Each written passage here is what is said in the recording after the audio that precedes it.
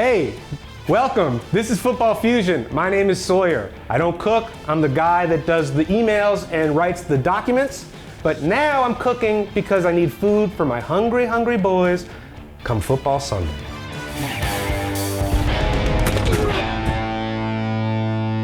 This is a show about game day snacks. What it's really about is low stakes cooking. Each week, we take the two big teams, we make a cuisine inspired by their hometowns. This week, we're doing my team, the Buffalo Bills, the greatest team in the world, the greatest fans the world has ever seen, against a football team that has no fans, despite being in one of the biggest metropolises of America, the Los Angeles Rams. I guess they do have a fan or two. Steve, director of the show, is a fan, but he's from St. Louis.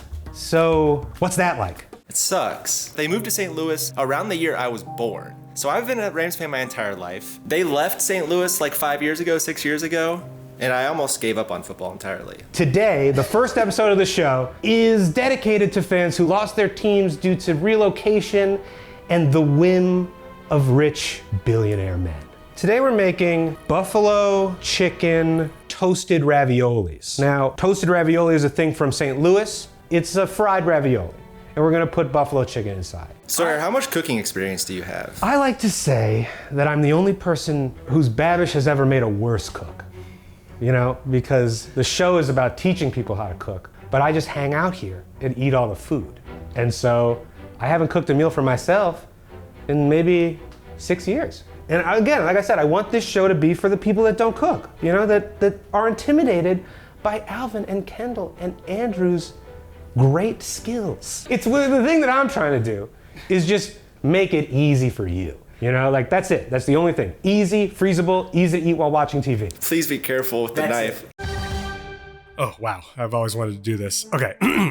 The first thing we're going to do to make this buffalo toasted ravioli is butterfly the chicken into thin strips. Now, I'm pounding it with a hammer here, but you see, I'm also pounding it with my hand. Just gotta get it thin. Nice and thin. Even thinness. Okay, so poaching, it's boiling water, then you turn the heat off, and you put the thing in there for about 15 minutes. You salt the water, obviously, we're always salting water. And that's it, you just pop the top on there, let it sit for 15 minutes, and you make sure it's cooked all the way through. While that's going, let's incorporate our first regional element, buffalo sauce. That's hot sauce and butter. But this is a fusion dish, remember, toasted ravioli. So we're gonna put garlic in there, and we're done. Buffalo sauce is served with blue cheese dipping sauce. Blue cheese, sour cream, lemon, some mayonnaise. What we're working towards here is something that sticks to the ravioli, and you don't have to worry about it globbing off while you're staring at Gabe Davis run down the field for his third touchdown of the game. Woo! And finally, use Andy's fancy pepper grinder. 189? Yep, overdone. It's good. Okay, we checked the internal temperature of this chicken to make sure it was beyond safe. Don't worry about getting it right. Worry about getting it safe, you know? So if it was on too long, that's fine, right? Too short, or even perfect time, that's not right. Perfect's risky. Perfect is risky. This is cooked chicken in this little pan. And just dump it out and shred it with 2 forks. Shred it with 2 forks. Everyone has forks. Everyone has forks. What are your plans? I think we gotta watch together, Steve-O. Yes, I was hoping you would say that. Yeah, we got to. We gotta get the gang together. We'll eat these. We'll just enjoy ourselves. I'm happy with this. Maybe Kendall will make it better after we cut, but you and me, we're done. You know what I mean? We're done. Just dump it in, but not all of it necessarily, because it's going inside something. We want it to be coated and nice. She doesn't think I should put it all in, but I mean, I don't know. I still see some white. That's exactly. We're so blessed. We're so blessed to live in the era of Josh Allen. Thank you, Josh Allen. I asked God, I said I'd give anything up, and it's as if he took it all, but he gave me Josh. Okay, this is saucy. I don't want to overdo it. I really don't. Because, like I said, I don't want to bite into this and have to go like this. You know what I mean? Mm-hmm. I want to bite in and just keep looking straight, you know?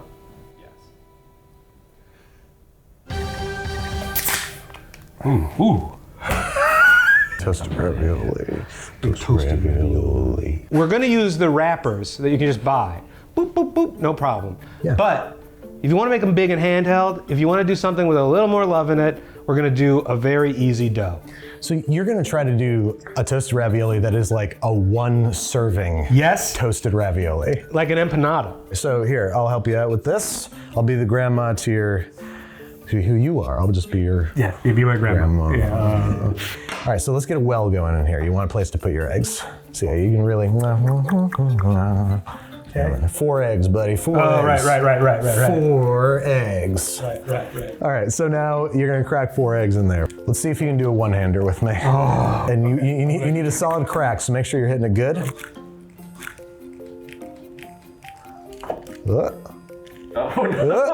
Worst case, you can just kind of squeeze it out. Let's get these frags out of here.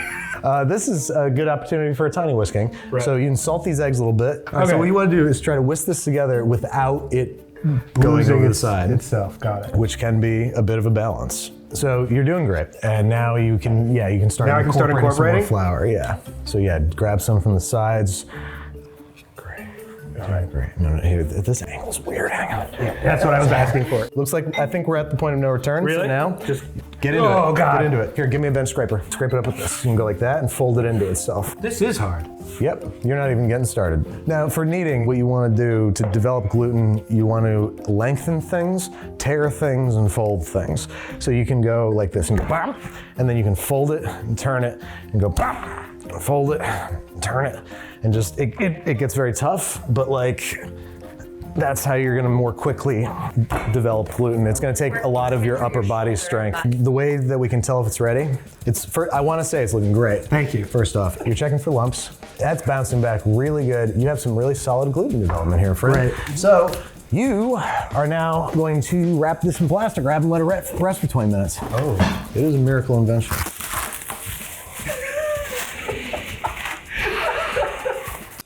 The other way? No. You were right. This is my nightmare. Oh. Thank you. And you take this and you wrap it up. Great. And then you just take this and you tie it.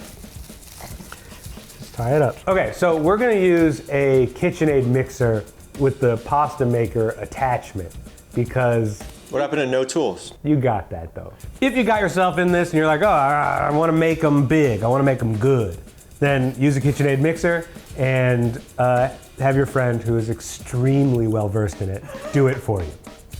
I'll go get it though. Yeah, cut it in half and then in half again. You try to smear it into the counter a little bit so it sticks to the counter just a little bit. Yeah, now. This is a death trap. Right. Not just for your fingers, for your pasta. If you inserted this like this, for example, it would get all bunched up on this side. And especially once you get down the line and it's long, you can get it bunched and ruin it like that. I'm not saying that to make you scared. I'm saying that to make you smart. Right. Straight through. Just let it do the work. And there you have it. Wow. Nicely done. So now we're gonna crank this down 1. We go 1 at a time, otherwise it tears. Beautiful. Now, so you can make little course corrections, especially early on. Right. But as you get down there, that's where it starts to get dangerous. You're doing fantastically. This took me years to figure out how to do this properly. So you're really crushing it. This is it? Yeah, that's it. You got your first sheet of pasta. Congratulations. Thank you. So now let's just cover that with a cloth. And since this is work, I'm gonna leave the rest of this to you. Great. Sawyer, what's your feelings on fantasy football? I just don't have the stamina. You don't want to join a fantasy league. I would. I'm in like 4. I'm in. You want to do one? Here you see me loading them up. An extremely self-explanatory exercise. The chicken, the cheese, putting them together nicely into little squares. I don't know why I default to this audiobook voice, but I can't help it. And then I worry, does each clip sound the same? Or do I sound radically different each time I do one of these? We'll see. I think there's a little crack in the top. That's okay. It actually looks like it's hair. It's a hair. I do believe it's a hair. But we got it. You know what? It's kind of like a King's Day cake. Whoever gets the hair wins. Yeah, whoever gets the hair wins. This is getting a little gruesome. You gotta get it out. They don't want to see this much of this. Okay, just one quick shot of the hair. You gotta get it. Yank it out of there quick. There you go. Clearly, making a dough is difficult. So you can use wonton wrappers. Plop them in there, wet the sides, slam them down, and just do this methodically for as long as you can. It's easier work, but more work, maybe. You know, it's funny, with a cooking show, your instinct really is not to speak. You desperately don't want to talk. You just want to groove. I'll line you up with a prompt. Ready? Right. Hug, marry, kiss. Josh Allen. Mary. Stefan Diggs. Kiss. And, well, you're just doing them before I list all three? Yeah, who's the third one going to be? Von Miller. Hug, yeah. Once upon a time, one of my childhood best friends, Mary Grace, they named their dog Eli after Eli Manning. Yes. So that was big for me. Back to my old tricks.